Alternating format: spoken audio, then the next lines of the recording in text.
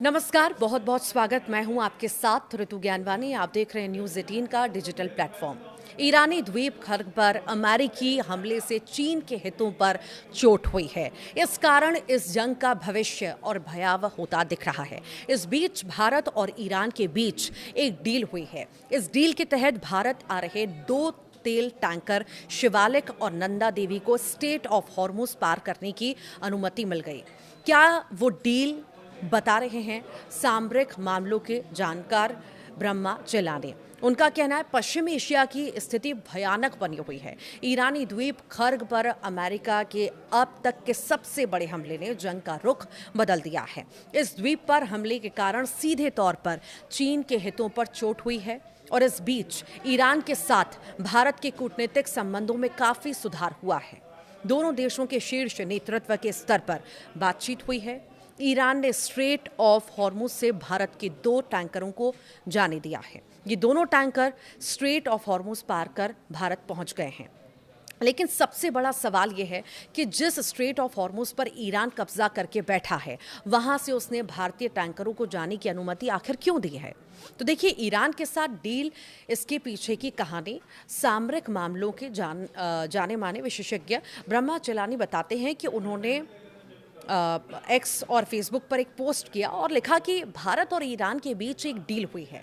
इस डील के तहत ही दो तेल टैंकर शिवालिक और नंदा देवी भारत पहुंचे हैं। हालांकि इंडियन एक्सप्रेस की ताज़ा रिपोर्ट के मुताबिक स्ट्रेट ऑफ हॉर्मुज के अभी भी भारत के 22 टैंकर फंसे हुए हैं। ब्रह्मा चेलानी के मुताबिक नई दिल्ली और तेहरान के बीच एक डील हुई है और इस डील के मुताबिक भारत ने ईरानी नौसेना के करीब 180 नाविकों को घर लौटने की अनुमति दी है। इसके बदले तेहरान ने भारत से आने वाले दो टैंकरों को स्ट्रेट ऑफ हॉर्मुज से गुजरने की अनुमति दी है। ये डील गुरुवार शुक्रवार को अंजाम तक पहुंची थी। इसके तहत कोच्चि में उत्तरी एक चार्टर फ्लाइट ईरानी नाविकों को लेकर तेहरान रवाना हुई। ये नाविक IRIS लवान नामक ईरानी नौसैनिक जहाज के थे। अमेरिकी हमले के बाद ये जहाज कोच्चि में डॉक हुआ था। ये पूरा हमला IRIS डेना की घटना से जुड़ा है।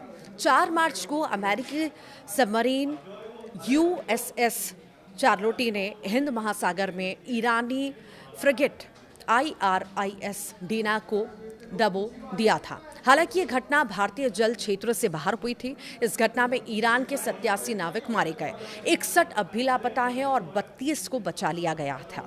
डेना श्रीलंका के पास अंतर्राष्ट्रीय जल क्षेत्र में था। ये जहाज भारत में आयोजित एक नौसैनिक अभ्यास से लौट रहा था। इस जहाज के नाविकों के शव श्रीलंका के पास थे। उसने इस ईरान को इसे सौंप दिया है, लेकिन उसने इसके 208 अन्य क्रू मेंबर्स और 32 बचाए गए नाविकों यानी कि जीवित बचे लोगों को ईरान नहीं भेजा। दूसरी तरफ भारत ने ईरानी IRIS लवान को मानवीय आधार पर शेल्टर दिया और उसके क्रू को वापस ईरान भेज दिया है। ब्रह्मा चेलानी का दावा है कि ये एक तरह का क्विड प्रो क्वो था।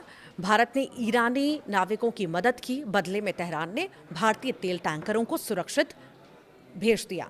भारत का करीब 40% क्रूड ऑयल हॉर्मुज के रास्ते आता है। भारत की बड़ी मात्रा में LPG की सप्लाई कतर से आती है और ये भी हॉर्मुज से होकर गुजरता है। रिपोर्ट के मुताबिक शिवालिक और नंदा देवी ने 52,000 टन से ज्यादा LPG के साथ हॉर्मुज पार किए हैं।